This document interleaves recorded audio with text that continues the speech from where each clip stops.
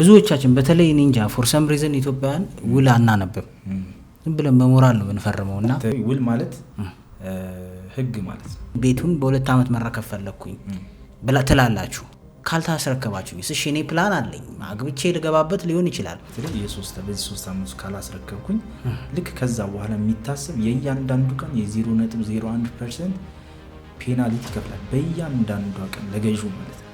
ውል ላይ ምን መጠንቀቅ አለብን? እነሱን በቃል እንፈታለን የሚል መሆኑ ካዩ በጣም አደገኛ ነገር ነው። ወይስ አልገባኝም። ተመሳሳይ ውል መሆኑን ቼክ ማድረግ አለብን። አንድ አይነት ውል ሊለያይ ይችላል። ሻጮች ወይም የድርጅት ባለቤት ወይም አለሚው ሐሳቡን ቢቀይርስ ታዲያ 70% ድረስ እሱ ጋር ከሆነ ካርታው በቃ አልሸጥም ቢልስ ከዚህ በኋላ ብራችሁን እንኩ እንኳን ደህና ቆየ። ዛሬ ለምን ተጠራው ታውቃለህ? የተወሰነ ቴንክ ዩ ጥሪያችንን አክብረ ስለመጣ። ኤኒዌይስ ግን ብዙ ኦዲየንሶቻችን ያው እኛ ሶሻል ሚዲያ ላይ የሪልስቴት ማስታወቂያዎችን እንሰራለን። ሶ ኦዲየንሶቻችን የሚጠይቁን ጥያቄዎች አሉ። ሶ ሪል ነው ወይ ታምንባቸዋለህ ወይ የሚል ጥያቄዎች አሉ። ሶ ዛሬ እያንዳንዱን ከሪልስቴት ጋር የሚያያዙ ጥያቄዎችን እንድትመልስልን ነው።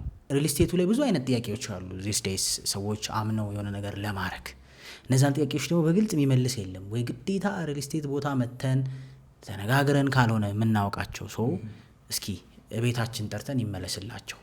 ስሜ ዳዊት ነው ባለው ዳዊት ጌቱ።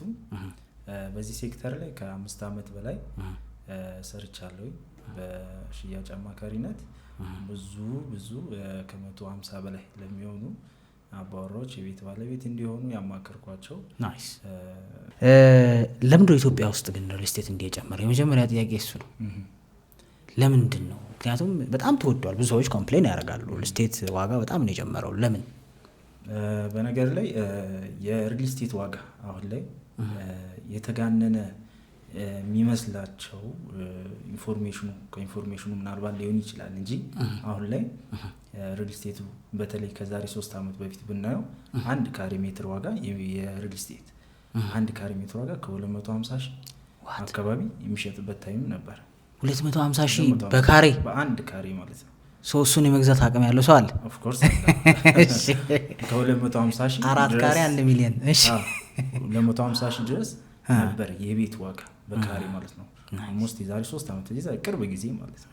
ከዛ በኋላ አሁን ላይ ግን በካሬ እስከ 80 ሺህ ኢቭን 100% የምትከፍልበትም የሪልስቴት አከፋፈል ላይ እስከ 65 ሺህ በካሬ ድረስ የምታገኝበት አማራጮች አሉ። ኦኬ ካሽ ከገዛው እጄ ላይ ካሹ ካለ ከገዛው እስከ 65 ሺህ ይወርዳል 80 ሺህ። ትክክል 80 ሺህ ሊሆን ይችላል 110 ሺህ ድረስ በካሬ የሚሸጡ ሽያጮች ላይ በካሬ እስከ 65 ሺህ የሚወርድባቸው የሪልስቴት ሽያጮችም አሉ አዲስ አበባ ላይ ማለት ነው። ያም የሆነው ለምሳሌ 100% ስትከፍል መጀመሪያ ላይ የካሬ ዋጋው ይቀንሳል። ምክንያቱም በሚናዘጋጀው ዲስካውንቶች ቤዝድ አድርጎ ማለት ነው።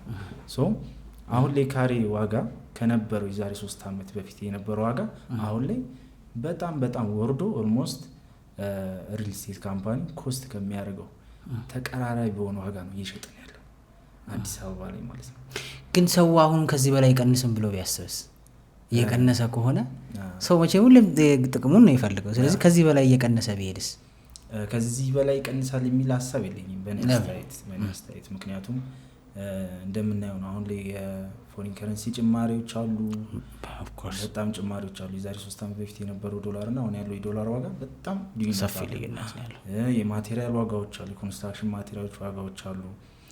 እንደገና ደግሞ ኢቭን የኮንትራት ቀን ሰራተኛ ኢቭን የዛሬ 3 አመት የነበረው የቀን ክፍያና አሁን ላይ ያለው በጣም ዲፈረንስ አለ። ሶ ያ ባለበት ኮስት ላይ በዚህ ደረጃ በሚሸጥበት የቤት ዋጋ ተቀራራቢ በሆነ ዋጋ ነው እየተሸጠ ያለው። እንደገና ደግሞ ከዚህ በኋላ ይቀንሳል የሚል እምነት የለኝም። ሶ የሪልስቴቱ ዋጋ ዳይሬክትሊ ከሀገሪቷ ኢኮኖሚ ጋር ማች ያደርጋል ማለት ነው? ኦፍ ኮርስ አዎ። ምክንያቱም የሀገሪቷ ለመኖር የሚያስፈልግ ገንዘብ በጨመረ ቁጥር ከቀን ሰራተኛ ጀምሮ እስከ ላይ ባይዘው የሪልስቴት ሴክተሩ ከጀርባ በጣም ብዙ ተዋናዮች አሉት።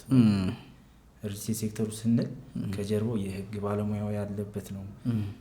ፕላስ ደግሞ የኮንስትራክሽን በራሱ ትልቅ ግዙፍ ሴክተር ነው፣ ትልቅ ኢንዱስትሪ ነው ሪልስቴት። ብዙ ትልቅ ከጀርባው ብዙ ተዋናያን የያዘ ሴክተር እና ኢንዱስትሪ ነው ሪልስቴት ማለት ነው። ሶ ከነሱ ጋር ተያያዥ ነው፣ የተያያዘ ነገር ነው። ሪል ስቴት ነው። ያ እኔ አሁን ፐርሰናሊ እንደ ግሌ ራሱ ማለት ነው ሪል ስቴትን ሳስብ ያው መቼም እጣ ፋንታችን ሪል ስቴት ነው ብዬ ነው ማምነው ለጊዜው። ምክንያቱም ኢትዮጵያ ውስጥ ያለ የመሬት ዋጋ ራሱ በጣም ውድ ነው ዚስ ዴይስ አይደለም ለሰዎች አፎርደብል ሊሆን የሚችለው ለመኖር እንግዲህ ዚስ ዴይስ ሪል ስቴት ነው ብዬ ነው ማምነው። መሬት ገዝተን ለመገንባት የመሬት ዋጋ በጣም ነው ውድ ነው። እንደዛ ሳስብ ግን ወደ ጭንቅላት የሚመጣው ባሉት ጊዜ አለማስረከብና በየጊዜው ዋጋ መጨመር ማለት እኔ አሁን በዚህ ብር ገዛለሁ ብዬ አስዩም አድርጌ የሚጨምሩበት አግባቦች አሉ። ከዛ ውጭ ደግሞ በ2 ዓመት ይደርሳል ተብሎ 3 ዓመት 4 ዓመት ሊፈጅ ይችላል። እሱ ላይስ ምንድን ነው ማየት ያለብኝ ነገር? አሁን ራሴን መጠንቀቅ ፈለግኩኝ። አሁን የሚገዙ ሰዎች ይህንን ኢሹ እንዴት ይፍቱት? ሰውየው ካላደረሳችሁ የመቆየት የዋጋ ጭማሪ ጉዳዮች እንዴት ነው የሚታየው? ጥሩ። አሁን ላይ የዋጋ አንጻር ካየ ነው ሁሉም ሪል ስቴቶች በተለይ ግንባታ ላይ የሚኖሩ የሪል ስቴት ፕሮጀክቶች ላይ የሚደረጉ የቅናሾች ፓኬጆች አሏቸው፣ የሽያጭ ፓኬጆች አላቸው። እነሱን መጠቀም ብንችል ያንን ነገር ዋጋችን ማስተካከል እንችላለን። ምክንያቱም አሁን ላይ ባይዘው ሪል ስቴት ላይ 2 አይነት ታይም አለ፣ ባየርስ ታይም አለ፣ ሴለርስ ታይም አለ። ኦኬ፣ የገዢ ጊዜ አለ፣ የሻጭ ጥቅም የሚያገኝበት ጊዜ አለ። ልክ ቤት የምትገዛበት ታይም አለ፣ ቤት ደግሞ መሸጥ ያለበት ታይም አለ። ኦኬ፣ 2 ታይም አለ። ኦኬ። አሁን ላይ የገዢ ታይም ነው፣ ቤት የምትገዛበት ታይም ነው አሁን ላይ ማለት ነው። ለምን አልክ ግን እንደዚህ? ምክንያቱም ብዙ ሰው ደግሞ ቤት ምክንያት አለው ለየት ያለ እንደዚህ ያልክበት። ምክንያቱም ቤት የምትገዛበት ታይም ምን ሲሆን ነው? የቤት ዋጋ ሲቀንስ ማለት ነው። ኦኬ፣ አሁን ላይ የቤት ዋጋ በጣም የቀነሰበት ነው። ያ ማለት ባየርስ ታይም ነው፣ ባየርስ ታይም ነው። የዛሬ 3 ዓመት ቅድም እንዳነሳውልህ የዛሬ 3 ዓመት የነበረው የካሬ 250 ሺህ ቤት የነበረ ታይም ያኔ ሴለርስ ታይም ነው፣ በቃ የምትሸጥበት ታይም ነበር። ታተርፋለህ። አሁን ላይ ግን እስከ 65 ሺህ እስከ 80 ሺህ ድረስ በሚወርድበት ታይም ይህ አድቫንቴጅ ይህ ታይም ምንድን ነው? የባየርስ ታይም አሁን የምትገዛበት ታይም ነው ማለት ነው። ግንባታ ላይ ለምሳሌ ግንባታ ላይ ያለ ፕሮጀክት ስንገዛ አንደኛ አከፋፈሉ ታይም ቤዝድ ነው ወይም ደግሞ ፕሮግረስ ቤዝድ ነው። በአንድ ጊዜ የምትከፍልበት አከፋፈል አይደለም ሪል ስቴት ስትገዛ ማለት ነው። በተለይ ግንባታ ላይ ያለ ፕሮጀክት ስትገዛ መጀመሪያ ላይ 10% ሊሆን ይችላል የምትከፍለው፣ 20% ሊሆን ይችላል የምትከፍለው። በ3 ዓመት ወይም ደግሞ በ4 ዓመት ልክ እንደየ ፕሮጀክት ይዘቱ ይለያያል። አከፋፈል ላይ የረጅም ጊዜ ፎይታ ታይም ተሰጥቶ ነው። ስለዚህ አሁን ላይ ሰዎች ቤት መግዛት ያለባቸው ታይም ነው ብዬ ነው የማምነው አሁን ላይ ማለት ነው። ግን እሺ ይሄ መዘግየቱንና ከዛ ደግሞ ዋጋ መጨመሩን አሁን ገዢ ነው አይደለም? ገዢ ደግሞ ወይ ኢንከሙን ያውቀዋል ልበል፣ ለምሳሌ 100 ሺህ ብር ተከፋይ ሊሆን ይችላል፣ ብቻ የሚያውቀው ገቢ ይኖረዋል ልበል። ገዢ ውጭ ሀገር የሚኖር ሊሆን ይችላል፣ የሆነ ፊክስድ አማውንት ኦፍ ደሞዝ ያለው ማለት ነው። በየጊዜው የሚጨምር ከሆነ እንዴት አንድ ላይ ያደርጓል? ወይስ ውል ላይ መጠንቀቅ ያለበት ነገር አለ? ወይስ ምን ሲሆን ነው የምትጨምሩት? ሪል ስቴት ላይ ያሉ ካምፓኒዎች የሚጨምሩት ብር ምን ሲሆን ነው? እንደያ ለምሳሌ ይሄ ነገር የማይሰራበት ሪል ስቴት አሉ። ለምሳሌ ምኑ የማይሰራበት? አያስጨምሩም? ምንም የዋጋ ግሽበትን የማይመለከተው የሪል ስቴት አሉ። ለምሳሌ እንደነ ቴምር ማንሳት ይችላል። ቤት ቦታ ብቻ አይደለም፣ የታሪክ መጀመሪያ የፍቅር መኖሪያ ነው። ቴምር ፕሮፐርቲስ ላለፉት 10 ዓመታት ከ500 በላይ ደስተኛ ቤተሰቦች ሚሊዮነሮች የቤት ባለቤት አድርገናቸዋል። በተመረጡ በአዲስ አበባ ሰፈሮች መኖሪያ አፓርትመንቶች፣ የንግድ ሱቆችና ሞሎች በጥራት ብቻ ሳይሆን በታማኝነት ገንብተናቸዋል። በእያንዳንዱ ፕሮጀክት ሊተማመኑበት የሚችሉትን ጥራት፣ ሊያዩት የሚችሉትን እድገትና ሊያምኑበት የሚችሉትን የወደፊት ጊዜ እናቀርባለን። በመሆኑም ግንባታቸው በትጋት ከማለዳ እስከ ድቅድቅ ጨለማ በከፍተኛ ፍጥነት እየተገነቡ ካሉት ሳር ቤት ቫቲካን ኤምባሲ፣ 4 ኪሎ ቤተ መንግሥት አጠገብ፣ በቃሊቲ ገላን ኮንዶሚኒየም፣ በፒያሳ ሊሴ ትምህርት ቤት አጠገብ፣ በአያት ፈረስ ቤት ለተወሰነ ጊዜ ብቻ የሚቆይ የ35% ቅናሽ የቤት ዕድለኛ ተጠቃሚ ሆኖ ይፍጠኑ፣ የቤት ሕልሞን ይኑሩ። ለበለጠ መረጃ በ0940 1561 22 ይደውሉልን። የሕልሞ ማረፊያ ቴምር ፕሮፐርቲስ። በቀጣይስ የት እንገባሉት? እነ ቴምር ላይ ለምሳሌ ዋጋ ቢጨምር፣ ምክንያቱም መጨመሩ አይቀርም። የምን ዋጋ? የኮንስትራክሽን ማቴሪያል ዋጋ፣ የዶላር ዋጋ ይጨምራሉ። ለምሳሌ ዛሬ ላይ አንድ ሽያጭ ወጥቶ አንድ ፕሮጀክት በ3 ዓመት ውስጥ የሚጠናቀቅ ተብሎ ከወጣ ያ ፕሮጀክት በዚህ 3 ዓመት ውስጥ በምትከፍልበት ሂደት ላይ የነዚህ የኮንስትራክሽን ማቴሪያሎች እየጨመሩ ይሄዳሉ። ዶላር እየጨመረ የሚሄዱ አይቀርም። ሶ እነዛን የማይመለከቱ ቤት ስትገዛ የዋጋ ግሽበትን ቶታሊ አይመለከትም የሚል በውል የተቀመጠ ሽያጭ አለ። ስለዚህ ስጀምር ባልኩት ገንዘብ ነው መጨረሰው። ልክ በምትገዛበት ዩኒት ፕራይስ ጠቅላላ ፕራይስ ቤቱን እስከ መጨረሻው ድረስ ያብንም ዋጋ ማስተካከያ አይደረግም። ዶላር ጨምሯል ጨምር፣ እቃ ፌሮ ተወዷል ጨምር፣ ሲሚንቶ ተወዷል ጨምር የለም አለ። በእርግጠኝነት እዛ ላይ አንቀጽ አላቸው። እያንዳንዱ አንቀጽ ላይ አንቀጽ ነው የሚቀመጠው፣ ውሌ በግልጽ የተቀመጠ። ለምሳሌ ደግሞ አንዳንድ ቦታ ስማቸውን ባልጠቅስልም በዶላር የሚቀመጡበት የሚሸጥበት የሪል ስቴት ግብይት አለ። በዶላር ይቀመጥና የቤት ዋጋ ለምሳሌ 10 ሚሊዮን ከሆነ የቤት ዋጋ ማለት ነው። ሶ በዶላር ይቀመጥና ለምሳሌ $100,000 ተብሎ ይቀመጣል። ሶ $100,000 እስከ 3 ዓመት ድረስ ነው የምትከፍለው። እስከ 3 ዓመት ድረስ ስትከፍል መጀመሪያ ላይ አድቫንስ ፔመንት ለምሳሌ 10% ስትከፍል ወይም 20% ስትከፍል $20,000 ነው የምትከፍለው። ሶ የቀረውን 80% ወይም $80,000 ልክ የዛሬ 6 ወር ሁለተኛ ክፍያ ላይ ስትመጣ ያን የምትከፍለው በኢትዮጵያ ብር ተሰልቶ ነው፣ በዶላር ተሰልቶ ያ ዶላር። ስለዚህ ሲጀምር በ10 ሚሊዮን ብር የገዛሁት ቤቱን ስረከብ እስከ 20 ሚሊዮንም 18 ሚሊዮንም።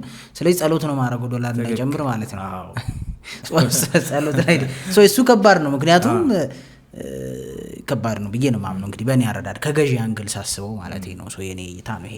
ኤኒዌይስ የቆይታስ ጊዜ አሁን እሺ እኔ ቤቱን በ2 ዓመት መረከብ ፈለግኩኝ ትላላችሁ። ብዙ ሪልስቴቶች ማስታወቂያ ይሰራሉ። ካልታስረከባችሁኝ እሺ እኔ ፕላን አለኝ፣ አግብቼ ልገባበት ሊሆን ይችላል፣ አከራዬ ሊቀበሉኝ ሊሆን ይችላል፣ ለሰው የማስረክበው ቤት ውስጥ ሊሆን ይችላል ያለሁት። በ2 ዓመት ተብሎ 4 ዓመት ይፈጃል ይላሉ። 6 ዓመት አረ ቶሎ አይሰጡም የሚል ሀሳብ በደንብ ነው የሚደርሰኝ። እኔ እንደ ማስታወቂያ እንደምሰራው በእርግጥ ህጋዊ ድርጅት አይቼ ነው ማስታወቂያ የምሰራው፣ ግን በምን ያህል ጊዜ ያደርሳሉ የሚለውን ግን እኔ አላውቅም አይደለም። ስለዚህ እናንተ ናችሁ የምታውቁት፣ ሪል ስቴት ኮንሰልት የምታደርጉ የምታማክሩ ሰዎች ናቸው ይሄን የምታውቁት። ምን ማድረግ ያለበት ገዢ እንደዚህ አይነት ነገር ሲፈጠር? ትልቁ ጥያቄ ነው ይሄ። በደንበኞችም ብዙ ጊዜ የሚነሳ ጥያቄዎች ናቸው። አብዛኛው ጋር ይኖራል ብዬ አምናለሁ። ግን ምንድነው መጀመሪያ ቤት ከመግዛት በፊት ማየት ያለብን ነገር የሚገዙበት ድርጅት ወይም ደግሞ የሪል ስቴት ካምፓኒ ኤክስፒሪየንሱን ማየት መቻል አለብን። ከዚህ በፊት የሰራውን ኤክስፒሪየንስ እሱን ማየት መቻል አለብን። ቀረብ ብለን ማየት መቻል አለብን። አሁን ለምሳሌ ከዚህ በፊት የነበረው የኤክስፒሪየንስ ምን ነበር? ከደንበኞች ጋር የነበረው ባለው ጊዜ አስረክቧል? የሸጠውን ቤት ከዚህ በፊት አስረክቦ ያውቃል ወይ? ባለው ጊዜ አስረክቦ ያውቃል? ለምሳሌ በሱም ቼክ ማድረግ እንችላለን። ሁለተኛ ደግሞ እንደዚህ አይነት ኢሹ የሚገጥምባቸው ለምሳሌ ከምን አንፃር ነው እንዳልሚም ልንረዳው የሚገባው። ለምሳሌ ፕሮጀክቶቹ የሚሰሩት ፕሮጀክቶች በጣም ሂውጅ ከሆኑ የሚሰሩ ፕሮጀክቶች በጣም ትልቅ ከሆኑና ወይም ደግሞ ሲንግል አፓርትመንት ስትገነባ ያንን እኩል እረከባለሁ ብሎ ማሰብ ትንሽ ያስቸግራል። ምክንያቱም እንዴት አልገባኝ። ምክንያቱም ለምሳሌ አንድ ሳይት ላይ በጣም ብዙ ሺህ ቤቶች ገንብቼ በዚህ ጊዜ አስረክባለሁ ብለህ ቃል ስትገባና ወይም ደግሞ ያው ሪል ስቴት G+21 ቤት በ3 ዓመት አስረክባለሁ ቢልህ ቶሎ የመረከብ ቻንሱ ያለው እዚህኛው ላይ ነው። ምክንያቱም ከታይም አንፃር፣ ከኮስት አንፃር፣ ከፕሮጀክት ያለበት ዲዛይን አንፃር ቶሎ ሊያልቅና ልትረከቡ የምትችለው እንዲሁ ስታየው ራሱ ያኛው እንደሆነ እርግጠኛ ትሆናለህ። ግን ከዛ ቤት ትልቁ ነገር ማየት ያለብን ያ ሪል ስቴት ኤክስፒሪየንሱ ምን ከዚህ በፊት አስረክቦ ያውቃል፣ ባለው ጊዜ ለማን ምን ያክል ቤት አስረክቧል፣ እንደ ቃሉ ነው ወይ? ስለዚህ ከድርጅቶቹ ስንሄድ ልንገዛ ከድርጅቶቹ ያላቸውን ሬፑቴሽን በተግባር ማየት አለብን ማለት ነው። ትክክል። ትልቁን ማየት ያለብን እሱ ነው። ከዚህ በፊት የነበረው ኤክስፒሪየንስ ካየን በኋላ ነው። ሁለተኛ ደግሞ ፕሮጀክቱን በአካል ሄደን ማየት መቻል አለብን። ውጪ ከምንሰማው ማስታወቂያ ባለፈ ኤግዛክት ሳይቱ ላይ ሄዶ ያ ግንባታ በምን ፍጥነት እየተካሄደ ነው ያለው፣ ቶሎ ልረከበው እችላለሁ ወይ የሚለውን ነገር በአካል ሄዶ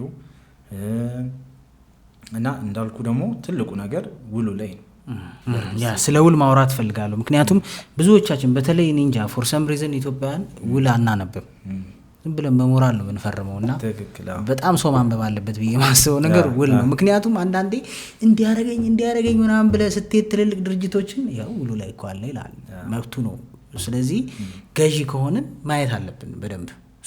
ውል ላይ ምን መጠንቀቅ አለብን? አሁን እንደ ሽያጭ አማካሪነት አንተ እኛ ገዢ ነን፣ እኛ ልታግዘን ነው። ሰው ምን ማየት አለብን? ትክክል። ባይ ዘ ወይ ውል ማለት ህግ ማለት ነው። በአልሚውና በገዢው መካከል ያለ ህግ ነው። ትልቁ ነገር ውሉ ላይ ምን ተካቷል የሚለውን ነገር ነው ማየት ያለብን። ስለዚህ ውሉ ላይ ምንድነው መካተት ያለበት? ለምሳሌ ካላስረከበ በጊዜው ካላስረከበን ብሎ የሚገባው ግዴታ አለ። ደንበኛውን ደግሞ መክፈል ያለበትን ክፍያ ካልከፈለ የሚል የገዢ ግዴታና የሻጭ ግዴታ የሚያሰፍር ህግ አለው ላዩ ላይ ማለት ነው። ለምሳሌ አልሚው ባለው ጊዜ ካላስረከበ በእያንዳንዱ ሪል ስቴት ሁሉም ሪል ስቴት ላይ የሚገባው ፔናልቲ አለ፣ ቅጣት አለ ማለት ነው። ኦኬ ካላስረከበ ድርጅቱ በራሱ የሚገባው ቅጣት አለ። ለምሳሌ እንደ ምሳሌ ማንሳል ቅድም እንዳነሳውልህ ከቴምር ላይ ብታይ ካላስረከበ ልክ ባላት ቀን ልክ 3 አመት ፕሮጀክት ላይ በዚህ 3 አመት ካላስረከብኩኝ ልክ ከዛ በኋላ የሚታሰብ የእያንዳንዱ ቀን የ0.01% ፔናልቲ ይከፍላል በእያንዳንዷ ቀን ለገዢው ማለት ነው። ስለዚህ ያ ሰው ከ3 አመት በኋላ ሪተርኑ እንደሚያገኝ እርግጠኛ ሆኖ ነው ኢንቨስት የሚያደርገው። ኦኬ። ስለዚህ በ3 አመት ውስጥ ቤቱን አስረክባለሁ ካለኝ 3 አመት ሞልቶ ካልሰጠኝ ከዛን ቀን በኋላ ለእያንዳንዱ ቀን ካሳ ይከፍለኛል። የቶታል ብሩን ነው 0.01% ያልከኝ? አዎ፣ ምክንያቱም ያን ነገር መጀመሪያ ለመጠየቅ ገዢው 100% መክፈል ይጠበቅበታል። ያንን ቤት ለመረከብ መጀመሪያ የሱን ግዴታ ማሟላት አለበት። ግን እሱ ባንዴ ማለት አይደለም። በ3 አመት በከፋፈል ፓኬጅ መጨረሴ ነው የሚጠበቀው በ3 አመት ውስጥ። ኦኬ። በ3 አመት ጊዜ ያንን የሚጠበቅብን የምትገባው ውሉም አንድም የሚያስገድድህ ለገዢውም ነው ወይዘዌ ለአልሚው ብቻ አይደለም። ልክ ነው እንዴ? ስለዚህ ያ ገዢ በ3 አመት ውስጥም ሆነ መጀመሪያ ላይ ቢሆን ያንን 100% አጠናቁ ቤቱን መጠየቅ የሚችልበት ታይም ላይ ሲደርስ አልሚው ያንን ግዴታ ካልተወጣ ወይም ደግሞ ካላደረገ ያንን ውሉ ላይ የተቀመጠውን ፔናልቲ የመክፈል ግዴታ አለበት። ውሉ ህግ ስለሆነ ማለት ነው። እነዛ ነገሮች የሚያካትት ለገዢውም ጠበቃ የሚቆም ነው ውሉ፣ ለአልሚው ብቻ ሳይሆን ያ ውል ማለት በመንግስት ደረጃ ተቀባይነት ያለው መንግስት ራሱ የሰጠው ውል ነው። ስለዚህ ደንበኛው ያንን 100% አሳክቶ ክፍያውን አጠናቆ አልሚው ግን ያንን ነገር ካላሟላ የሚገባው ፔናልቲ ያንን ነገር መካተት አለበት ውል ላይ። ስለዚህ ውል ላይ ስለ ማስረከቢያ ቀን ቅጣት መኖሩን ማየት አለበት። ትክክል። ኦኬ። የሚያስረክብበት ታይም ልክ ያ ውል ወይም ደግሞ ሁለተኛ ደግሞ ያ ውል ከጎረቤቱ ጋር ከሱ ጋር አብሮት ያሉ ጎረቤቶች ተመሳሳይ ውል መሆኑን ቼክ ማድረግ አለበት። አንድ አይነት ውል ሊለያይ ይችላል። እንዴት ሊለያይ የሚችልባቸው ሁኔታዎች አሉ። አንዳንድ ኤክስፒሪየንስ ያረኩበት ካምፓኒዎች ማለት ነው። ያንንም ቼክ ማድረግ መቻል አለበት። ኦኬ። ተመሳሳይ መሆኑን ለሁሉም ህጉ ኦፍ ኮርስ ያ ህግ ያ ውል ተመሳሳይ መሆን መቻል አለበት። የሚገዙ ሰዎች አንድ ሳይት ላይ አንድ ፕሮጀክት ላይ አንድ ወለል ላይ እየኖሩ የተለያየ ውል መሆን መቻል የለበትም። ሁለተኛ ደግሞ አለመግባባቶች እንደዚህ ቅድም ያልኩን ፔናልቲዎች እነሱን በቃል እንፈታለን የሚል መሆኑን ካዩ በጣም አደገኛ ነገር ነው። አልገባኝም። እስኪ በቃል እንፈታቸዋለን። ለምሳሌ በቃል ገብተናል በንግግር ውሉ ላይ ነው እንደዛ ተብሎ የሚጻፈው። ውሉ ላይ እንደዛ ተብሎ ይጻፋል። ኦኬ። ካላስረከብን በንግግር እንፈታለን።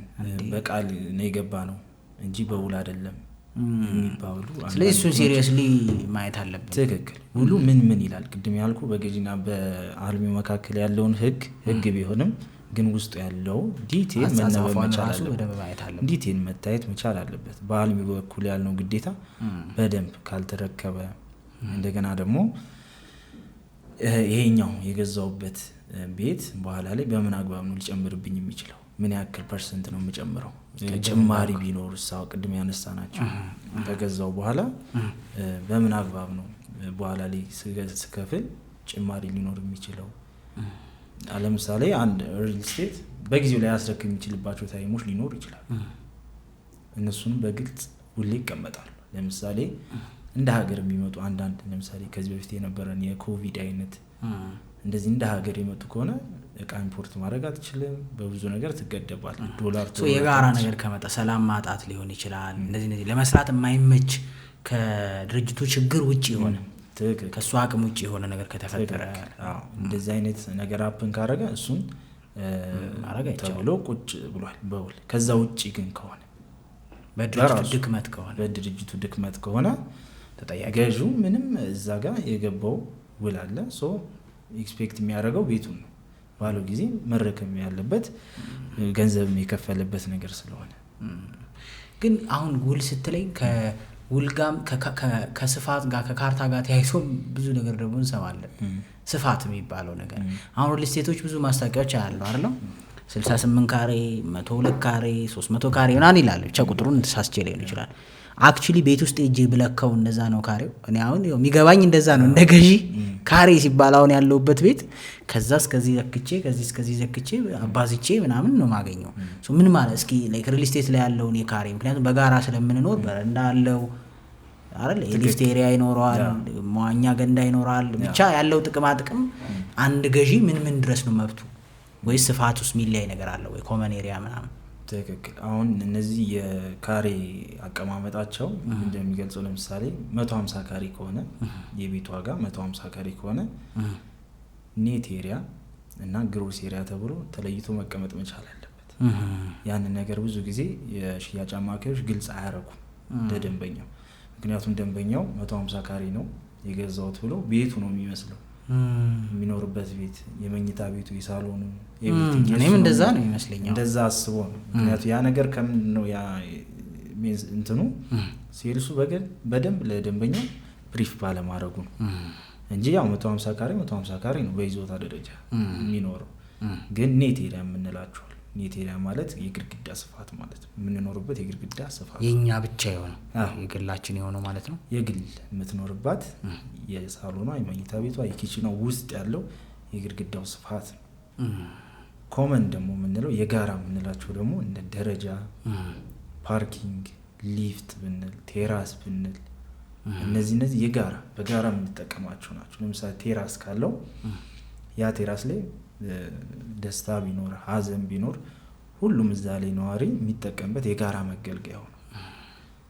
እሱም የእሱ ኢንክሉዲንግ የእሱ ነው። ይካፈላል ሰው ምንድነው ህንጻው ላይ ላሉ ሰው ብዛት ይካፈላል ካሬው ማለት ነው። ትክክል። ለሁሉም ይካፈላል ለእያንዳንዱ እዛ ላይ። ስለዚህ ከፍለውበታል ማለት ነው። ትክክል። ፓርኪንግን ከፍለውበታል። ሶ ፓርኪንግ ቦታ ላይ ማንም አይነካበትም። የአንድ መኪና ቦታውን ሊለያይ ይችላል እንጂ አንድ መኪና መብት አለው፣ የራሱ መብት አለው። እንደየውሉ ላይ ይካተታል። ለምሳሌ 2 መኪና ማቆሚያ ቦታ ሊል ይችላል። እነሱ በግልጽ ውሉ ላይ የሚቀመጡ ነገሮች ናቸው። አላቆም አሁን ይሄን በፍጹም ያ እነዚህ ግልጽ አይሆኑላቸውም ለደንበኞች። ብዙ ጊዜ 150 ካሬ ነው የሚመስለኝ። በቃ እንዴ 150 እኮ ትልቅ ካሬ ነው የምለው፣ ግን አክቹሊ ኔት የሚደርሰኝ 120 ሊሆን ይችላል ቤቴ። ትክክል። ኔቱ 120 ሊሆን ይችላል። በዛ ደረጃ ግን ትልቅ ላይሆን ይችላል፣ ብዙም አይደለም። ለምሳሌ የፓርኪንግ ወደ 7 ካሬ አካባቢ ሊሆን ይችላል። የደረጃው እነሱ 7 ካሬ ሊሆን ይችላል። ማክሲመም 20 ካሬ እንደዚህ አካባቢ ኮመን ተብሎ የሚቀመጡ ናቸው። ሶ ለእነሱም ገዢው የጋራ መገልገያ ነው የሚጠቀምበት ነው። ሶ ለነዛም ፔይ ማድረግ ይኖርበታል። ኦኬ። ስለዚህ እኔ እዚህ ቢልዲንግ ላይ እስከኖርኩኝ ድረስ ለእያንዳንዷ የመሬት ቦታ እኩል ተካፍዬ ገዝቼዋለሁ ማለት ነው። ትክክል። ደረጃውንም እኩል ገዝቼዋለሁ ከሌላው ጋር፣ በረንዳውንም ቴራሱንም መጫወቻ ግራውንድም ካለው እንደዛው። ትክክል። ኦኬ። ሁሉም እኩል መብት እንዲኖር እኩል አገልግሎት እንድታገኝ ፓርኪንጉንም ቢሆን እዚህ ያንተ ኦነር እስከሆንክ ድረስ ኢቭን አንተን ባት ነው ብታከራየው ለዛ ያንተን ቤት ተከራየው ሰው ሰርቪስ የሚያገኝበት ነው ማለት ነው። አሪፍ። አንድ ሀሳብ ሰሞኑን ሰምቼ ነበረ ሶሻል ሚዲያ ላይም ሲዘዋወር፣ አይ ቲንክ ትንሽ ቆየ፣ ሰሞኑን አይደለም መሰለኝ። ብቻ 80% ያልሞላው ሪል ስቴት አይሸጥም መንግስት እንዳሸጡ ብለዋል የተባለ ነው። ታዲያ ያላለቀ ቤት ነው እየተሸጠ ያለው ከተማው ላይ። ምንድነው ህጉ? ትክክል። ይሄኛው የተሳሳተ መረጃ ነው ባይዘው። 80% ማለት 80% ሲጠናቀቅ ካርታ የተናጠል ካርታ የሚያገኙበት አግባብ ነው። ቤት የገዙ ሰዎች። ኦኬ ግን አንድ የሪል ስቴት አልሚ ለሽያጭ ሲያወጣ መጀመሪያ መደረግ ያለበት ግዴታዎች አሉ። እነዛ ግዴታዎች ምንድነው? አንደኛ ካርታ የሚገዛበት መሬት ሬዲ መሆን መቻል አለበት። ያ መሬት ደግሞ የግንባታ ፈቃድ ሊወጣለት ይገባል። ህጋዊ መሆኑን ህጋዊ የንግድ ፈቃድ ሊኖረው ይገባል። እነዚህ ነገሮች በውል ደረጃ ቤት ስትገዛ ለምሳሌ ሪል ስቴት ላይ 3 አይነት ውሎች አሉ። እነሱን ስናነሳ 3 አይነት ውሎች አንደኛው ምንድነው? አንደኛው ሙሉ በሙሉ ያለቀ ቤት ሲሆን ሙሉ በሙሉ የተጠናቀቀ ቤት ሲሆን ያ የቤት ባለቤት ስም ሲያዙር ውልና ማስረጃ ሄዶ ነው የሚጨርሰው። በቃ ያን ውል ይገባሉ፣ ካርታው ይዞርለታል፣ ቤቱን ይወስዳል። እሱ አንደኛው ውል ነው ሪል ስቴት ላይ። ሁለተኛው ደግሞ ጆይንት ቬንቸር የምንለው። ጆይንት ቬንቸር ማለት አንድ ጥሩ ይዞታ ያለው የቤት ባለቤት ካለ መገንባት የማይችል ለምሳሌ ግን ቦታ አለው፣ ያንን ቦታ አንድ የሪል ስቴት አልሚ አቅም ያለው ሰው መጥቶ ለዚህ ቦታ ይህን አክል ቤት ይሰጣል ብሎ ከሰውዬ ጋር የሚገባው ውል አለ። ለምሳሌ ቤቱን ይገነባለታል። ከዛ ላይ 5 ቤት ሊሆን ይችላል። ምንም ፔይ ሳያደርገው ምንም ገንዘብ ሳይከፍለው ወይም ደግሞ የተወሰነ ከፍሎት ያንን ነገር መሬቱን ወስዶ ሊገነባበት ይችላል። እሱ ጆይንት ቬንቸር የምንለው ውል ነው፣ የሪል ስቴት ውል ነው። ሶስተኛውና ደግሞ ትልቁ ምንድነው? ያው በግንባታ ላይ ያለ ውል ነው። ሪል ስቴት ላይ አሁን ላይ ያለ ኢትዮጵያ ውስጥ በጣም የግንባታው ነው። ግንባታ ላይ ያለ ውል ምን መካተት አለበት? ለምሳሌ ምን መያዝ አለበት? ዶክመንቶች ማሟላት ያለባቸው አንደኛው ህጋዊ መሬቱ ህጋዊ ነው ወይ? የካርታ ግድ የለበትም ወይ? ወይ ደግሞ ካርታ ካለው የባንክ ዕዳ የለበትም ወይ? እነዚህ ነገሮች ደንበኛው ማጣራት ያለበት ነገር ነው። እነዚህ ነገሮች ማለት ነው። በሊዝ ከሆነ የገዛው በሊዝ የገዛበት ዶክመንት ከውል ጋር የሚያያዙ ናቸው። የሊዝ ካርታ፣ ዲጂታል ካርታዎች፣ የግንባታ ፈቃድ፣ ንግድ ፈቃድ፣ ንግድ ምዝገባ፣ ቲን ነምበር፣ እነዚህ ነገሮች አሁን ከፖሊሲ መቀየር ጋር ተያይዞ መያያዝ ያለባቸው እንደ ህግ የተቀመጡ ነገሮች ናቸው እንጂ 80% ሲደርስ የተናጠል ካርታ የቤት ገዢ ሊያገኝ ይችላል። የሚያገኝበት አግባብ ነው እንጂ 80% ስለደረሰ ወይ ደግሞ ካልደረሰ አይሸጥም የሚል ህግ የለም። ስለዚህ 80% የሚለው ሀሳብ ለሻጭና ለመንግስት ጋር የሚገናኝ ነገር ነው፣ ከኛ ጋር አይደለም። ህጉ የወጣው ሻጭ የድርጅቶቹን ባለቤትና መንግስት ጋር ያለ ህግ ነው። ካርታውን እንድትቀበሉ ከመንግስት እዚህ ድረሱ ነው መሰለኝ አይደል? ህጉ የተናጠል ካርታ የሚያገኙበት አግባብ 80% ተጠናቀቀ። 80% ሳይደርስ መንግስት ካርታ መስጠት አይጀምርም ነው ሀሳቡ። አይችልም። ምክንያቱም በአልሚው ስም ነው ያለው። 80% ድረስ 85% ድረስ ያ ህንጻ በአልሚው ስም ነው የሚኖረው። ስለዚህ ሀሳባችሁን ብትቀይሩስ ታዲያ? እንደዛ ከሆነ ሻጮች ወይም የድርጅት ባለቤት ወይም አልሚው ሀሳቡን ቢቀይርስ ታዲያ? 80% ድረስ እሱ ጋር ከሆነ ካርታው በቃ አልሸጥም ቢልስ? ከዚህ በኋላ ብራችሁን እንኩ አልሸጥም ቢልስ ምንድነው ጥቅሜ? እኔ ሁሉ አመት ታግሼ በቃ እንካየው 5 ሚሊዮን የከፈልከው እንካ 5 ሚሊዮን ቢለኝ ያ ሁሉ ኢንፍሌሽን የተበላውት የጠበቅኩበት ሌላ ተስፋዬን ስራ እንዳልሰራበት ብሩን እናንተ ወስዳችሁ የነበረውን ምንድነው የምትሰጡኝ ነገር? እንደዛ የሆኑ አጋጣሚዎች አሉ። ባይዘው እኔ በሰራውባቸው በዚህ 5 አመታቶች ውስጥ እንደዚህ ያጋጠሙኝ አሉ። ግን ያ ነገር አፕን ሲያደርግ በምን አግባብ ነው ደንበኛው ወይም ቤት ገዢው ሊያገኝ የሚችለው ጥቅም ወይም ደግሞ ኪሳራ ምንድነው ተብሎ እዛ ጋር በግልጽ ተቀምጧል። ውል ላይ መኖር አለበት። ውል ላይ መኖር አለበት። ኦኬ፣ ልክ እንደ ጨረታ ማለት ነው አይደለም? እንትኑ በጨረታው አይገደድም እንደሚባለው ጨረታውን ኤኒታይም መሰረዝ ይችላል። ሪል ስቴት ላይ ኤኒታይም መሰረዝ ይችላል። እሺ፣ ስለዚህ ምንድነው የምታረጉት ነው ማለት ሰው እንዲገዛ። ምክንያቱም ኤኒታይም ልታቋርጥብኝ የሚችል ከሆነ በብር የሰርተህበት እንደኔ ኮክ እየከሰርኩ ነው። ትክክል። ምንድነው የገዢ ጥቅም? ስለዚህ የገዢው ጥቅም ባይዘው ይሄ ሞን ቻንስ በጣም ሬድ ነው፣ በጣም ትንሽ ነው። አያደርግም ብዙ ጊዜ ብዙም አያጋጥም። ግን ካጋጠመ ውሌ በስነ ስርዓት ተቀምጧል። እንደ ሪል ስቴቱ አይነት ለምሳሌ እስከ 20% ድረስ ለደንበኛው 20% ድረስ የቤቱን አማውንት ሊሆን ይችላል ደግሞ ከከፈለበት ሊሆን ይችላል ጨምሮ። ምክንያቱም ልክ ቤቱን ሲከፍል የነበረበት የካሽ ቫልዩ እና በኋላ ላይ ከአንድ አመት በኋላ ያው ሲቋረጥ የሚኖረው የካሽ ቫልዩ ይወርዳል። ስለዚህ እንደ ካሳም ቢሆን እንደ ማመጣጠኛ በማድረግ እስከ 20% ድረስ ለዛ ለደንበኛው ተመላሽ ታደርግ። ካሳ ማለት ነው። ካሳ ይደረግለታል።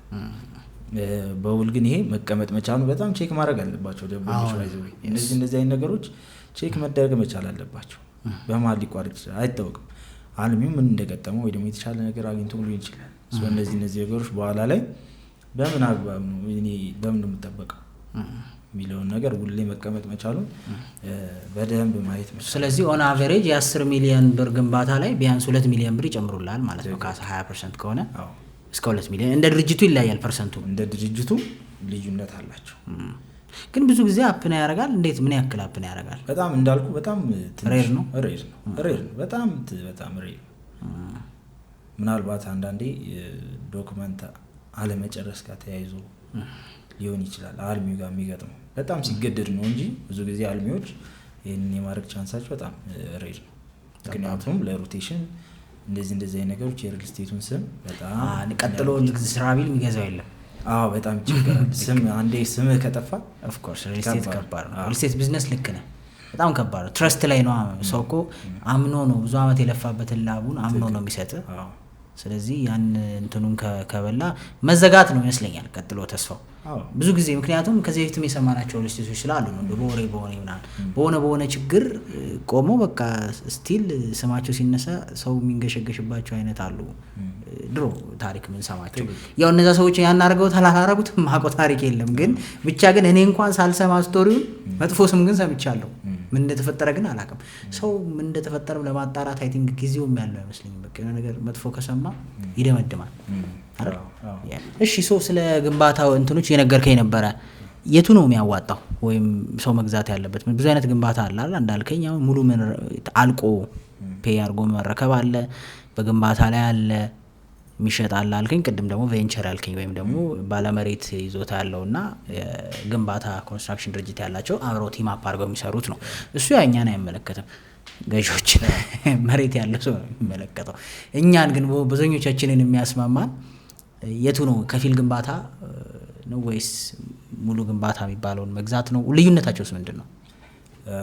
ያው ይሄኛው የሁለት አይነት ሽያጮቹ ላይ ያው ከፊል ግንባታ ላይ ያለ ውል ሁለት አይነት ውል ነው ያለው። ከፊል ግንባታ በራሱ ሙሉ ግንባታ አለ፣ ከፊል ግንባታ አለ። ከፊል ግንባታ ስንል ምን ማለታችን ነው? ቤቱ ያልቃል፣ ቤቱ ተሰርቶ ያልቃል። ኦኬ እንደዛ ነው። በሙሉ ተሰርቶ ያልቃል፣ ግን በፊኒሺንግ ደረጃ ነው። ኦኬ በር መስኮት ምናምን የለውም ነው። አዎ ባይዘው አድቫንቴጅ አላቸው። እንደዚህ አይነት ግዢዎች በጣም አድቫንቴጅ አላቸው። ካምፓኒ ቤት አልሚው ኮመን የምንላቸው የውጭውን ሙሉ በሙሉ ይጨርሳል። ግን ከፊል ግንባታ ማለት ከበር መልስ ያለውን የፊኒሺንግ ማቴሪያሎች አልሰራም ወይም ደግሞ ምሰራ ከሆነ የናክል ገንዘብ አስጨምራለሁ። ስለዚህ ያ የሚሆንበት ከብዙ ጊዜ ደንበኞች የሚመርጡት ከምን አንፃር ነው? ከራሳቸው ቴስት ጋር ለመስራት ከፍላጎት አንፃር በራሳቸው ቀለም፣ በራሳቸው ሴራሚክ አይነት፣ በራሳቸው ቴስት ለመስራት እነሱ ውስጡም በሚፈልጉት መልኩ እንዲጨርሱት ማለት ነው። በሚፈልጉት መልኩ እንዲጨርሱት ያ ኦፕሽን ነው የሚሰጣቸው። እንደ ኦፕሽን ነው። ግን ብሩ ይቀንሳል። ብሩ ከሙሉ ግንባታ ይቀንሳል። ምክንያቱም የፊኒሺንግ ፋሽን ነው። ወይ ፊኒሺንግ ኢንተሪየር ዲዛይን ፋሽን ነው። ለምሳሌ ዛሬ ያለ የፊኒሺንግ አይነትና ልክ የዛሬ 3 አመት የሚኖረው አንድ አይነት አይደለም። ቶታሊ የተለያየ ልክ ነው። ስለዚህ ደንበኛው በራሱ ምርጫ እንዲሰራ በራሱ ቴስት እንዲያደርግ ነው። ብዙ ጊዜ የሚነሳው ጥያቄ ግን ምን እስከምን ድረስ ነው ሰርታችሁ የምታስረክቡ ነው። ሰሚ ፊኒሺንግ ላይ ወይ ነው ከፊል ግንባታ ላይ እስከምን ድረስ ነው የምትሰሩት? ሙሉ ግንባታ ደግሞ ሲሆን ምን ሲሆን ነው የሚለው ጥያቄ ነው። ሰሚ ፊኒሺንግ ስንል ምንድነው? ሴራሚክ አንሰራም፣ የቤት ወለል አንሰራም፣ ከላይ ኮርኒስ አንሰራም። ቻክ ግድግዳ ግን እሱ ያልቃል። ቀለም ለመቀባት ሬዲ ይሆናል። ሬዲ ይሆናል። መስኮት በር የለው። መስኮት በር የውስጥ በር አይኖርም፣ የዋና በር ይኖረዋል። ኦኬ የውስጥ የመኝታ ቤት የሻወር ቤት ምናምን ነው አይኖርም።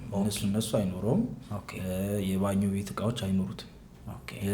ኪችን ካቢኔቶች አይኖሩትም። ቁም ሳጥን አይኖሩም። ፉል ፊኒሽድ ሲሆን ኮንስትራክሽኑ ጋር የተያያዙ ነገሮች ብቻ ነው የሚኖሩት። ኢንስታሌሽን ኤቭሪቲንግ ያልቃል። ግን የሙሉ ግንባታ ላይ ስንሄድ ግን እስከ ቁም ሳጥን እስከ ኪችን ካቢኔት ድረስ የመስራት ደረጃዎች አሉ። እስከዛ ድረስ ማለት ነው። ደንበኛውም ለምሳሌ ኪችኑ ኦፕን ኪችን ከሆነ ወይ ደግሞ ክሎዝድ ከሆነ ኦፕን ከሆነ በራሱ ዲዛይን ሰሚ ፊኒሺንግ ላይ ሲገዛ እኔ ኦፕን አድርጌ መስራት እፈልጋለሁ የሚል ደንበኛ ሲመጣ ያንን እንደ ኦፕሽን እንሰጠዋለን፣ ሰሚ ፊኒሽድ ማለት ነው። ኦኬ። ስለዚህ በራሱ ስታይል የቤቱ ውስጥ የራሱ ስለሆነ ኮለኖቹን በማይነካ ዋና የምንላቸውን የጋራ የሆኑትን የህንፃው ለምሳሌ ውስጥ ላይ ሳሎን ላይ ኮለን ሊኖር ይችላል፣ እነሱ መንካት አይችልም። እነሱ ሳይነካ ውስጡን ዲዛይን በራሱ መስራት ይችላል። ሳሎን ላይ ኮለን ስትል ቅር አለኝ። ሳሎን ላይ አልገባኝም። ኮለኖች ለምሳሌ ህንፃ ሲሰራ ቋሚ ኮለኖች አሉ። የቤቱን ውበት አይነኩትም ላይ እንደ አጋጣሚ ሊኖር ይችላል አንዳንዴ፣ ምክንያቱም ዲዛይን ላይ። ስለዚህ ያ ሰውዬ ኮለን የሚደርሰው ሰውዬ ይቀንስለታል ዋጋ? አይቀንስለት። ምክንያቱም እነሱ ኮለኖች በብዛት ወይ ሻወር ቤት ውስጥ ሊሆን ይችላል የሚሆኑት፣ ወይም ደግሞ ኪችን። የቤቱን ኤስቴቲክ አይነኩትም። እዚህ መሀል ላይ አይኖርም ለምሳሌ አይደል? እንደዛ እኮ ብዬ ነው። የሚኖርበትም አጋጣሚ አለ ዲዛይን፣ ምክንያቱም ከዲዛይን ይለያል። ማየት ያለበት ሰው የሚገዛውን ቤት ያየዋል። ዲዛይን ኮለን ይኑሮ አይኑሮ ማየት ይቻላል። ኦኬ። እነሱን እያንዳንዷ ካርታ ውሉ ላይ የቤቱ እያንዳንዷ የቤቷ ዲዛይን በግልጽ ተቀምጣ አታች ትደረጋለች ከውሏ ጋር። ስለዚህ የዛ ዲዛይን በዛ ዲዛይን መሰረት ማግኘቱም ቼክ ማድረግ መቻል አለ በሚፈልገው መሆኑ ዋናው። ከሁለቱ የቱ ይሻላል መግዛት? እኔ የምመክረው በከፊል ግንባታ ነው። ለምን? አንደኛ ከኮስት አንጻር ይቀንሳል። ሁለተኛ ደግሞ በራስ ቴስት በራስ ቀለም መስራት እንድትችል ኦፕሽን ነው የሚሰጥ። ፕላስ እያረፍክም ትሰራዋለህ። አቅምም እንኳን ብትጨርስ አይደል? ቀስ እያልክ መስኮቷን ይሄ ሻወር ቤቱን ቀስ እያልክ ሳሎኑን ይሄ ይሰጥሃል ነው በአቅምህ ልክ ለመሄድ። ግን ብዙ ጊዜ እንደዛ የመሆን ቻንሱ በጣም ዝቅተኛ ነው። ምክንያቱም ሪል ስቴት ስትሰራ አንተ ብቻ አይደለም የምትኖረው፣ ጎረቤቶች አሉ። ስለዚህ እነዛን ጎረቤቶች በኋላ ላይ ከተረከቡ በኋላ ዲስተር ማድረግ አይኖርብህ፣ የሚሰጥ ጊዜ አለ። ኦኬ። እንዲሰራ የሚሰጥ ጊዜ አለ። ኦኬ። አይ ቀለም ይረብሻል ለምሳሌ ውስጥ አንዳንድ የሚቀየሩ ዲዛይኖች ይኖራሉ። ውስጥ አፍርሰህ የምትሰራቸው ነገሮች አሉ። ቅድም እንዳነሳው ለኮለን ሳይነካ ማለት ግንባታ ብቻ። ምክንያቱም እነሱ እዛ ውስጥ ያፈረስከውን ነገር ይዘህ ስትወርድ ምን ስትል ምናምን የምታቆሻቸው የምትነካቸው ነገሮች ይኖራሉ።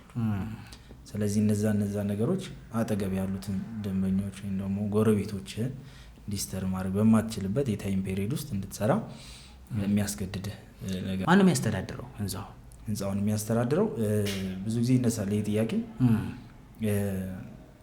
በውል ይቀመጣል ያ ነገር ማለት ነው። ግን አሁን ምንድነው አንድ ቤት ሲገዛ ሙሉ በሙሉ የከፈሉ ደንበኞች ቤቱ ላይ ሙሉ በሙሉ የቤታቸውን ዋጋ የከፈሉ ደንበኞች ቤታቸውን የተረከቡ የቤት ባለቤቶች ራሳቸው አሶሲዬሽን አቋቁመው ኮሚቴ ተቋቁመው ወይ ለካምፓኒ ሊሰጡ ይችላሉ።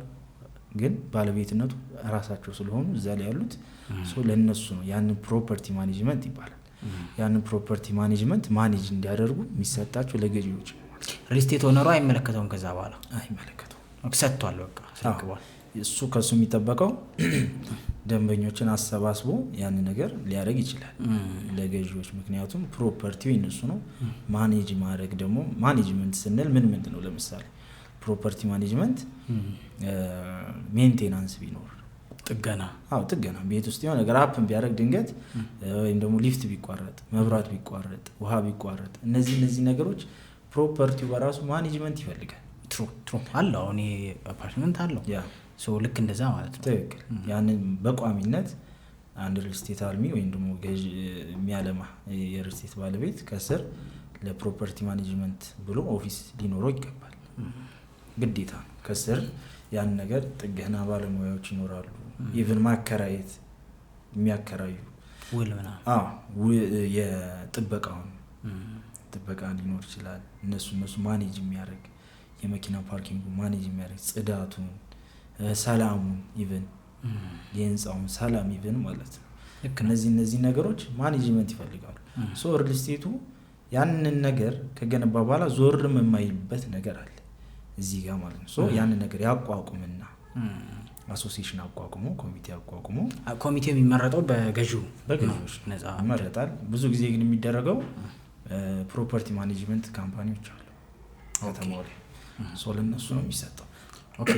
ይህንን ስራ በተቀናጀ ሁኔታ መስራት የሚችሉ ማለት ነው። ትክክል። ለእነሱ የሆነ አይነት መዋጮ እየተዋጣ ማለት ነው። ለነዛ ፕሮፐርቲ ማኔጅመንቱ በራሱ ምን ያደርጋል ያንን እዛ ላይ ለሚሰጠው ሰርቪስ ፔመንት ይጠይቃል ራሱ ደግሞ ያንን ነገር ያስተዳድርላቸዋል ጽዳታቸውንም ኤቭሪ ፓርኪንጋቸውንም ህንጻውንም ቀለም ቢፈልግ ነገር ቢፈልግ በቋሚነት ሪስፖንሲብል ኃላፊነቱን ወስዶ እሱ ያስተዳድርላቸዋል እነሱ በቃ ያን ነገር ተሟልቶላቸው ሰርቪስ አይቋረጥም መብራት አይቋረጥ ውሃ አይቋረጥ እነዚህ ነገር ፕሮፐርቲ ማኔጅመንት ካምፓኒዎች ሞር በእነሱ ይመከራል ፕሮግራም ልታዘጋጅ ስትል እኔ ነኝ የምቀድመው እንዳይመጣ ትክክል አይደል ይኖራል ብያሰበ በተለይ ሰርግ ወቅት የምናምን ወቅት ሲሆን ቶሎ ማመልከት ምናመለቻ ሌጋል የሚያደርገው ያን ድርጅት የተወሰነ የአፓርትመንት ህግ ያወጣለት ማለት ነው እንዴት መተዳደር እንዳለበት ለዛ ህንጻ ነዋሪዎች ለእያንዳንዱ በቃ ማኔጅድ የሆነ ፕሮፌሽናል የሆነ የማኔጅመንት ሲስተም ነው የሚከተለው ብዙ እስኪ አንድ ሁለት ነገር ንገረኝ ስለ እንትን ላይክ አሁን ከስንት ብር እስከ ስንት ብር ነው አሁን ባለ አንድ መኝታ ቤት ባለ ሁለት መኝታ ቤት እንደዚህ እንደው ራፍሊ ለማወቅ ብንፈልግ ያው እንደ ሎኬሽን ይለያያል ቦታ ምንም ጥያቄ የለው ግን እንደው ከዝቅተኛው እስከ ከፍተኛው ላይክ ባለ አንድ መኝታ ይሄን ያህል ካሬ ይሄን ያህል ብር ይኖራል የሚለውን ሰው ጭንቅላት ውስጥም አሰምሽኑ ኬት ነው የሚለውን ለማወቅ ማለት ነው ትልቁ አዲስ አበባ ላይ ማተር የሚያደርገው እንዳነሳው ሎኬሽን ነው በተለይ አሁን አዲስ አበባ ላይ 3 ሎኬሽኖች በጣም ዲፕሎማት የሚባሉ ሎኬሽኖች ናቸው አንደኛው ቦሌ ነው ሁለተኛው ሳር ቤት ነው ሶስተኛው ካዛንቺስ ቦሌና ሳር ቤት ሳር ቤት ካዛንቺስ ነው ሶስቱ በአዲስ አበባ ላይ ያሉ ሪል ስቴቶች ይታወቃል የሚሰሩባቸው በጣም ሃይሊ በዋጋቸው ማለት ነው ከዛ ውጪ ግን ባሉት ለምሳሌ በካሬ እስከ 90,000 ድረስ በኢትዮጵያ ብር ከሆነ እስከ 75,000 ድረስ በካሬ የሚሸጡባቸው ሪል ስቴት ካምፓኒዎች አሉ በዛ ደረጃ ማለት ነው ሶ ግን ምንድነው ዋጋ አይደለም ዋናው ትልቁ ነገር የሪል ስቴት ላይ ዋጋ በጣም ትልቁ ነገር እሱ አይደለም በቅናሽ መግዛት ላይ ብቻ ሳይሆን ፎከስ ማድረግ ያለብን ከማን ነው የምንገዛው እንረከባለን ወይ ባለው ጊዜ እንረከባለን ወይ ታማኝነቱ እነሱ ነገሮች ኢንክሉድ ምክንያቱም አንዳንዴ ዋጋ በጣም ወርዶ ያን ነገር ሪል ነው ወይ ምክንያቱም አንዳንዴ የምንሰማቸው ማስታወቂያዎች አሉ ከተማው ላይ ማለት ነው ፌል ያደረጉ እንደዚህ አይነት ዋጋ እንደዚህ አይነት ቤት ብለው ማስታወቂያ ይሰሩ ግን ያልተረከቡ አሉ ሰው ያችን ዋጋ ብቻ አይቶ ሰምቶ ሄዶ ብሩን የተበላበት አጋጣሚዎች አሉ ፊቸር ሪሴሉን ማየት አለብህ መሰለኝ ሎኬሽን ስታይ ሪሴል ቫልዩ ቀጣይ ላይ ምክንያቱም አንድ ሪል ስቴት በአንድ አመት ውስጥ እስከ 20 እስከ 30% ይጨምራል አሁን ባለው ኢኮኖሚ ዋጋው ይጨምራል መልሰስ ሲሸጠው ማለት ነው ሶ ሪል ስቴት ትልቁ የኢንቨስትመንት ኦፕሽን ነው ካፒታል ጌን የምንለው ነው ሶ ሀብታም የሚሆንበት ሁለት አማራጭ ናቸው አንዱ ካፒታል ጌን ነው አንዱ ካሽ ፍሎ ነው ካሽ ፍሎ ዴይሊ የምትሰራቸው ዴይሊ እንቅስቃሴ ካሽ ፍሎ የምታገኘው ሀብት ካፒታል ጌን ደግሞ ብለን ስንመጣ ሪል ስቴት ላይ ለምሳሌ ገዝተህ ከጊዜ በኋላ ጌን መሸጥ ማለት ነው ማርኬቱን እያየ ካፒታልን ጌን የምታደርግበት ነው ትልቁ የሀብት የምታገኝበት ነገር ነው ሪል ስቴት ኢንቨስትመንት ሶ እንደ ኢንቨስትመንት መታየት ይቻላል አሁን ኢትዮጵያ ባለችበት ኢኮኖሚ ኦፍ ኮርስ በጣም ምክንያቱም ሪል ስቴት ምን መሰለ ሪል ስቴት ላይ ቤት አቅርቦት በተለይ አዲስ አበባ ላይ ቤት አቅርቦት ላይ በጣም ይቀረናል ያለው ዲማንድ እና ሰፕላይ አይመጣጠንም በጣም ቤት ፈላጊ ያለ ነው በጣም ቤት ፈላጊ ያለ ሰፕላዩ ግን ገና አቅርቦቱ በቂ አይደለም ገና ነው ያ ነገር ባልተመጣጠነበት አቅም ያላቸው ሰዎች አሉ በጣም ግን ቤት ያላገኙ ሰዎች አሉ ለምሳሌ ሶ የቤት ቁጥር በየጊዜው ደግሞ ፖፑሌሽኑ እየጨመረ ነው የሚሄደው አዲስ አበባ ላይ ስለዚህ ቤት ይፈልጋል ያ ፖፑሌሽን ስለዚህ ቤት ስለሚፈልግ አንተ እጅ ላይ ያለው ካሽ ፍሎ በየቀኑ እየወረደ ሲሄድብህ ያንን ነገር ከፍ የሚያደርግልህ ገንዘብን ካሽ ባለበት የሚጠብቅ የምታስቀምጥበት ሪል ስቴት ነው ትልቁ ያ ነገር ነው ካፒታል ጌን ያልኩ ናይስ ያ ሶ ከሀገር ውጭ ያለ ሰው ላይክ በወክልና ነው ምክንያቱም አሁን እነዚህን ውሎች ሁሉ ማንበብ አለበት ሎኬሽኑን ማየት አለበት ስለዚህ አሁን እኔ ከሀገር ውጭ ያሉ እኔ ኦዲየንሶቼ ከሀገር ውጭ ያሉ በደንብ ሶ መግዛት ቢያስቡ እንደ ኢንቨስትመንት እነዚህን ሁሉ አሁን ያልካቸውን ኢንፎርሜሽን በብሮ ቼክ የሚያደርጉት በወክልና ነው አላችሁ ሪል ስቴቶቹ አላቸው እንደዚህ አይነት ነገር ትክክል። ሪል ስቴት ላይ ሁሉም ሪል ስቴት ዌብሳይት አላቸው። በዌብሳይቱ እኔ ብዙ ደንበኞቼ ውጭ ሀገር ማስታወቂያ አይተው ዌብሳይት ቼክ አድርገው ነው የሚደውሉልኝ። አይተነዋል ኦልሬዲ ኢንፎርሜሽኑን ሰምተው ነው የሚደውሉልኝ። እና ደግሞ በሪፈር ለምሳሌ አንድ ሰው እዚህ ቤት ገዢ ካላቸው እነሱ ሪፈር ያደርጓቸዋል። እዚህ ገዝቻለሁ እዚህ ግዛ ብለው እዚህ የገዙ ደንበኞች አንድ ኢንፎርሜሽን የሚሰጧቸው ናቸው። ሌላው በውክልና ነው። አብዛኛው በውክልና ነው እኛ ጋር መጥተው የሚገዙን ማለት ነው። ግን ፔመንት ላይ በስዊፍት አድሬስ አለ፣ ከዛው ነው የሚጨርሱት። እዛ ሆኖ ፔ ያደርጋሉ። ግን እዚህ ያለው ተወካይ ምንድነው ስራው? አሁን ያሉትን ነገር ያጣራል፣ ውል መፈረም ይችላል ስለ ብሎ በውክልና እሱን ወክሎ መፈረም ይችላል። እነዚህ ነገሮች ተወካዩ እሱን ወክሎ የሚያደርገው ነገር ነው። አንተን ማማከር ቢፈልጉ ቤት መግዛት ያሰበ ሰው እስኪ እንደው አማክረኝ የቱ ይሻለኛል ቢል በምን ነው ማግኘት የሚችለው አንተን? ስልክ ቁጥር ሊሆን ይችላል፣ ሶሻል ሚዲያ ስልክ ቁጥር አለ፣ ኢንታይም ዋትስአፕ። በዋትስአፕ ስልክ ቁጥሩን መናገር ትችላለህ። 0938 04 36 25። ኦኬ ዋትስአፕ ላይ ሶሻል ሚዲያ ከሆነ ዋትስአፕ፣ ሌላ ዋትስአፕ እኔ ያለኝ። ኦኬ ዋትስአፕ፣ ቲክቶክ ገና። እሺ ዋትስአፕ እንትን የመደዋያ ፕላትፎርም ዋትስአፕ አለ። ሌላስ? ቴሌግራም፣ ኢሜል አለኝ፣ ቴሌግራም አለኝ። ኦኬ ከስር እናስቀምጥላችኋለን።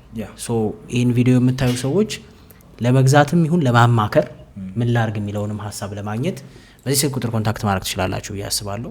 ምክንያቱም መጀመሪያ ማወቅ ስለሚቀድም አይደለም፣ ካመናችሁበት ነው የምታረጉት። ሌላ ነገር ሆፕፉሊ ለእኔ በደንብ ስለ ሪል ስቴት ማወቅ ያለብኝ ገልጸልኛል።